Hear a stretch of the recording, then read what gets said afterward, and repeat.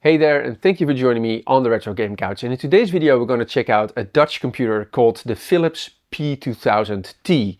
I did a video a while back on the P2000C, which is the portable version of that series of computers. And after that video I got contacted by Ivo, a Dutch guy, and he makes modern add-ons, modern peripherals for the P2000T, and he asked if I wanted to check them out.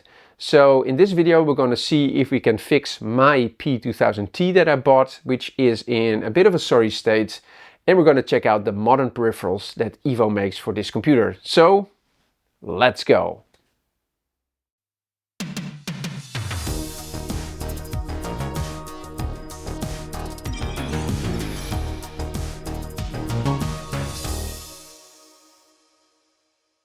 My Philips P2000T came in its original box, which is kind of unique, I guess. It came with a ROM cartridge with Microsoft Basic on it and a set of microcassettes.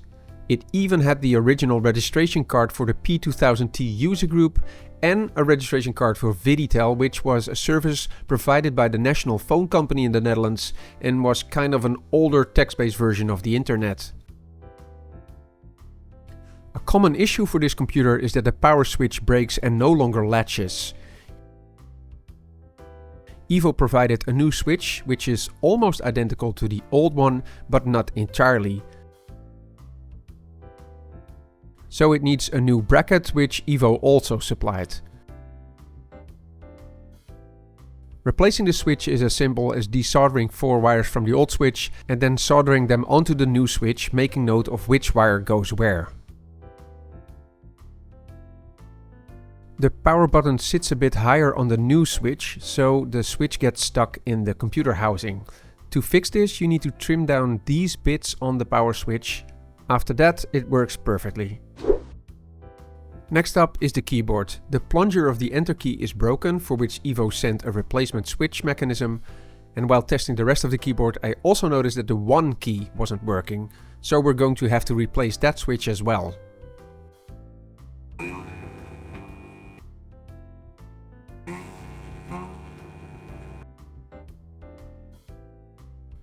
I desoldered both switches from the board and soldered in the replacements. However, one of the solder pads for the 1 key was missing. So I had to follow the trace from that pad and see where it went on the board and then solder in a barge wire. After that, everything worked fine. Lastly, I gave the system a little clean.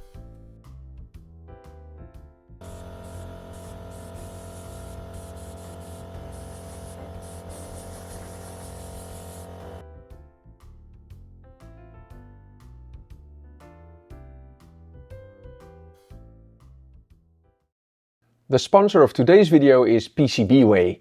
They not only do PCB prototyping, but also flex PCBs, CNC machining, 3D printing and much more.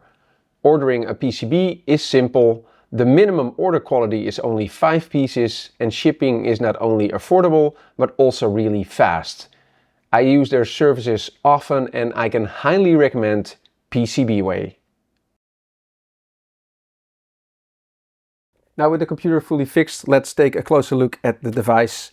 I love the style of this computer. It's built like a tank, by the way. It weighs a ton, and the silver and the dark gray, it just gives it a very cool 80s look. And they kept this look even in later models. This is an MSX VG8020. Which uses the exact same color scheme as this computer. This computer came out in 1981, 1 year after the release of the P2000M, where the M stood for monitor. That computer came with a monitor and I believe a dual floppy drive, and that computer was aimed at businesses, while this version, the T, where the T stands for television, you were supposed to hook this up to a television with either RF or SCART, and this was Philips' first home computer. They of course made the Magnavox Odyssey before this, but that was a console and this was their first home computer. It has a Zilog Z80 processor running at 2.5 MHz. It has 16 kilobytes of memory upgradable to 48 kilobytes. For graphics it used the Mollard SAA 5050 chip, which was used in a lot of teletext equipment, terminals and some microcomputers like the Acorn System 2 and the BBC Micro. And the biggest downside of that SAA 5050 chip was that it could do text only. It didn't have a high-res mode and it didn't support sprites. And that is one of the biggest pitfalls of this computer. Looking at the device itself, the power button is placed on the top, which is a really weird place for a power button. In my opinion, it would have been better to place it there. Here is the compact cassette player. It uses these tiny compact cassettes, which could hold 40 kilobytes of memory on each side. And Philips did a lot of magic and trickery to make this a very fast alternative to a floppy drive. For the end user, this was almost indistinguishable with a normal floppy drive. You have commands like cload and csave, where the C stands for cassette, and it could give you an index of what is on one side of the tape in around 90 seconds, which is really fast for that time. On the left of that is the reset button, and more to the left is a dust cover covering up 2 cartridge ports. And these are incidentally the same cartridge ports that are used in the Magnavox Odyssey.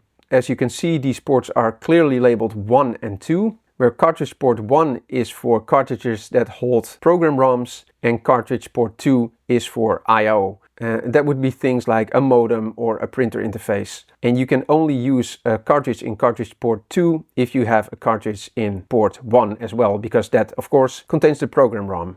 And moving down, here is a full-size QWERTY keyboard with a numpad with a lot of special characters for operating this computer. And on the back there's a power port, a serial port, a video out which supports RGB-S and an RF port. And both these ports also output the single channel sound that this computer could generate. It doesn't have an internal speaker.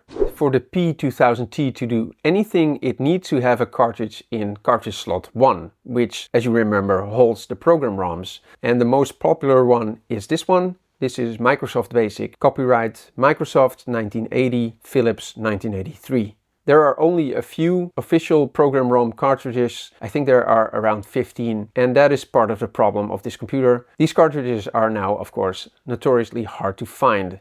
And that is where the next item comes into play. This is a multi-ROM cartridge that Ivo makes. It currently holds 17 program ROMs, so I think that's all of the official program ROMs that came out for the P2000T. So this is basically the only program ROM cartridge you will ever need for this computer. You can select the different ROMs with the dip switches on the top, and it comes with a little cheat sheet like this. And I really wished that this was a sticker that you could stick on the back, because I'm going to lose this cheat sheet for sure. But as it is currently set, you can see it's now set for basic NL version 1.1. So this is basically now the same as this. For stores, you were supposed to use these compact cassettes, but for the modern user, you can use SD cards. This is the SD card cartridge. This goes in slot 2, because this is an I/O device. This is where the micro SD goes in.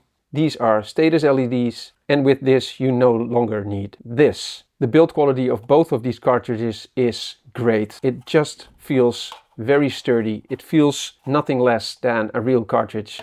3D printing has come so far. It's amazing, and these feel really high quality. All the schematics to make the PCBs that are inside this are available on the website of Ivo. I will link that in the description below. Even the housing, you could 3D print them yourself. One option would be to use the RF output, but I'm going to use the cable that Ivo supplied, which uses the RGB-S signal and then converts it to SCART, so I can use my 1084 monitor. If you turn the computer on without a cartridge inserted, then this is what it does. It does absolutely nothing. It needs a program ROM in slot 1. So if you're buying one of these computers, make sure it contains one program ROM cartridge. And the best one you can have is probably the basic cartridge. So if we turn it off, put in the basic ROM cartridge, and now we have basic. And then we can load basic programs off tape and save what we write to tape. So if we do... But what if you bought a system without the basic cartridge, or you want to use a ROM cartridge that you don't have? Well, then the multi-ROM cartridge comes into play. So if we turn it on, we get the exact same screen as we got with the official cartridge. If we, for example, set it to the maintenance utility, let's do a keyboard test.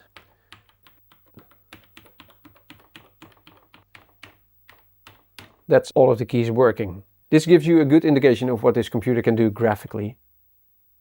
It supports 8 colors if you count black as one of the colors. One of the programs listed on here is the SD card launcher. So if we set it to this configuration and we put in the SD card cartridge, and then we get the SD card reader screen. Here it says it initialized the SD card, it found a partition, it's reading some stuff. It has the partition mounted and it says system ready. So now it's ready for our inputs. To navigate your way around the SD card, you need to use Linux-like commands. So for example, if you want to show the contents of the SD card, we use ls, which is short for list. And then it shows all the folders that are on this SD card.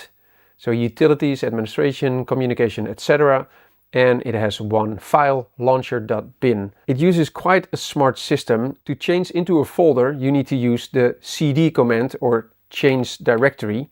And normally you would have to type the name of the directory, but you can use the numbers that each folder has. So if we want to go into the games folder, we type cd6 and we can even omit the space. So now we are in the games folder. If you now type ls again, or list, it starts listing all the games that are in the games folder.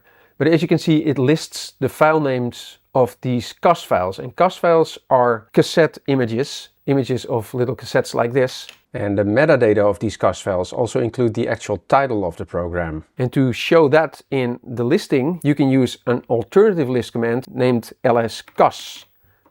So this is a lot more readable. As you can see, there were a lot of games made for this system. That is because there was a very active community around this computer. This computer is totally new for me, so I found a video on YouTube listing the top 15 games for this system.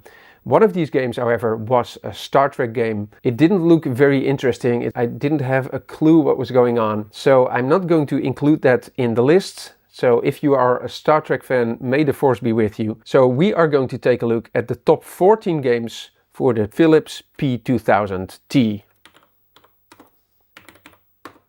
And the first game is called Ladybug. To load and run a program, you use the run command. And just like with the cd command, you can omit the space and say run 3. And there we go. This is pretty cool graphics for a text-based game. Copyright Double Brain 1984. Spacebar. I'm presuming the arrow keys? I'm the ladybug. Not having proper cursor keys is horrible, by the way. Risk it for a biscuit? No. Okay. I really like the way you can change the behavior of the level with these levers. That's really cool. Oh, I think the exit is now available. There we go. Ladybug. Ah, it was made by Patrick. No, that's the highest score. Ladybug version 1, not for release. Copyright P. Gerlings. So the name Patrick we saw in the high score was probably Patrick Gerlings. And if he made this in 1984, he was perhaps 20, I guess. So he's 60 now. So if you're watching Patrick, very cool game. Very, very nice. And this uses assembler, I guess, right? Very nice game. On to the next. The next game is called B Racing. With curves, of course. And there we go. I'm the car on top. There's no sound, sadly. But this is something I would have made on the C64. I made a lot of games in text mode only. 18 seconds. I'm going to try and beat this time. Oh, it gets more difficult quickly. 18 seconds again. So I guess that's my max. Can we check out who made this? So this was completely made in BASIC. And sadly, there isn't a name of a programmer anywhere. Was it somewhere in the menu? Very cool game. The third game is Ghost Man, which is a Pac-Man clone. That's very nice. Made by Aerosoft. Luc Hilgersom and Ralph Monenhuizen. These guys are in their 60s, I guess. I don't know if they continued their ventures into game development, but if they did, that's pretty awesome. One player. Elmar. Does this have sound? I think it doesn't. I think ooh. It does have sound. That's awesome. I guess we're going this way, down, and then this way. Yeah. All right, this even has different levels. So this is text-based Pac-Man, which is awesome. Very cool version by Ralph and Luke. The next game on the list is Macho Man. Again, a very cool logo. I have no idea what I'm supposed to do. I guess I have to jump on here. Okay, so this is really about timing.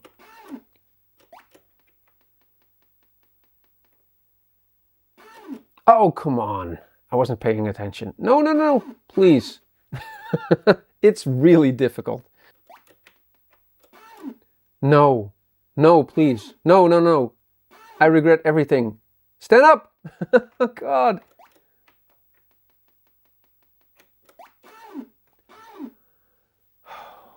You know what? Yes, I want to quit. So, J. Nieuwenhuizen, P. Hogendijk. This is a very, very difficult game. Very punishing, but I love it. Next game in the list is Space-Mission. Copyright PVH. Oh no, this is like Flappy Bird, but without gravity. Oh. And touching one of these blocks is probably insta-death. Go down. Oh my word. I'm done. Space-Mission. So Space Mission by PVH. Cool, but too difficult for me. Next up in the list is Space Fight 1. Lucas Benjamin Kruiswijk. So arrow keys, fire button. This is very smooth, so I like this. But there aren't any enemies. Sorry Lucas, I cannot play your game. Perhaps there is a version that does work. Please let me know in the comments below if I'm playing the wrong version. But this is the one that came on the SD card. Next game. Next game is Space Attack. That's a cool logo. Right. Whew. Got him. This is nice. Smooth scrolling, cool graphics. I like this. Got him. No idea who made this, but this is a very cool game. Very well made. Next up is Snakey, programmed by Thomas Hofmeister. Can we eat the arrows? No, we cannot eat the arrows. Okay, we eat the M's. Yep. Very cool game, Thomas. Very nice version of Nibbles or Snake or whatever you want to call it. Next up is Play Palace. Next up in the list is Fraxon. Frax on, frax off. Space Fight 1 was by Lucas. So is this Lucas as well? It's the exact same ship, so that's why I'm wondering. But this one does work. And it has the smoothest graphics I've seen thus far on this system. And random enemy attacks, this is really well made. What did it say? LBK, right? I need to check something, sorry, before I lose my mind. So the one that didn't work was Space Fight 1. Yeah, LBK, Lucas Benjamin Kruiswijk. So Fraxon is made by Lucas Benjamin Kruiswijk. So this is Space Fight 1 and Fraxon, yep, Space Fight 2. Okay, let's play a little bit more of this. The only downside of Fraxon, I guess, is that there is no sound. So yeah, Fraxon, really, really cool game. Very well made, Lucas. Nope, nope, nope, no, no, no, no, no. Oh, come on. Next up is Doolhof 2 or Maze 2. 3D graphics. This is Wolfenstein in text mode. That's a cool introduction. Do you want a compass? I do. Map. So we need to go there. So we need to go that way, right? Yeah, you cannot bump into a wall. Why is controlling this so difficult? That's not north, right? No, that's not north. So that's pointing to where the exit is.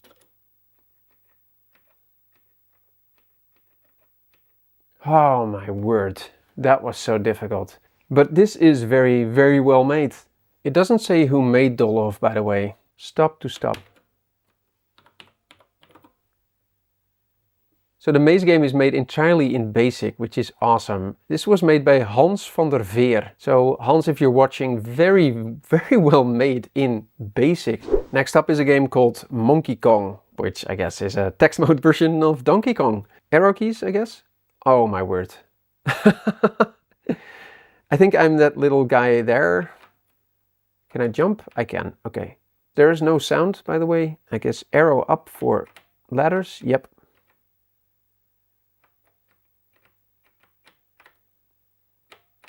Go. There's no princess here. Monkey Kong. Let's try one more level, right? Oh man. Okay, but this is Monkey Kong, very cool game. Text-based version of Donkey Kong without a princess, without a donkey, but with the limitations of this system, very, very cool game.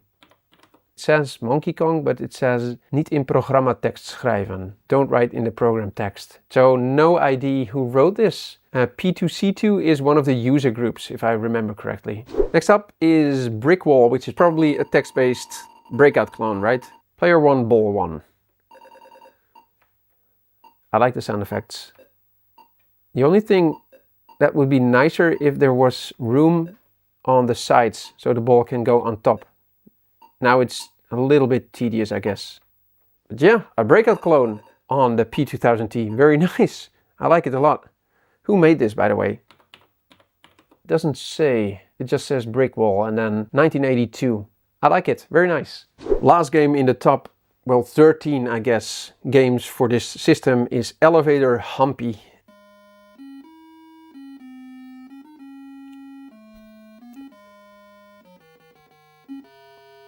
So I am this guy.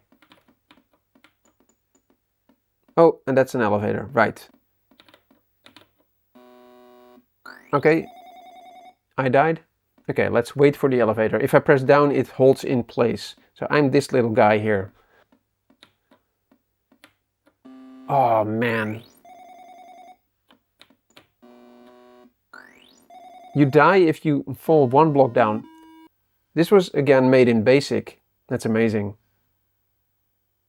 Ah, no name sadly. Very cool text-based platforming game. Very nice. These were the top 13 best games for the Philips P2000T, and I think this list clearly shows the shortcomings of the SAA 5050 graphical chip that was used in this system. And it's amazing to see that within these limitations, people were able to make great games, like Fraxon by Lucas Benjamin Kruiswijk, which is my absolute favorite game for the system. But I think that is also the problem that this computer had, trying to make it in the consumer's computer market, because they were soon overtaken by computers like the C64 that could do sprites and high-res mode. It's really the community that kept this computer alive for so long. And the fact that you can now enjoy it again by loading cassette files of an SD card is really amazing, and that is thanks to Ivo. This was a closer look at the Philips P2000T and the modern peripherals that Ivo makes for this computer. So for now, thank you so much for watching. Please subscribe if you haven't already. Maybe become a patron, that helps out the channel a lot. And I hope to see you next time on the Retro Game Couch.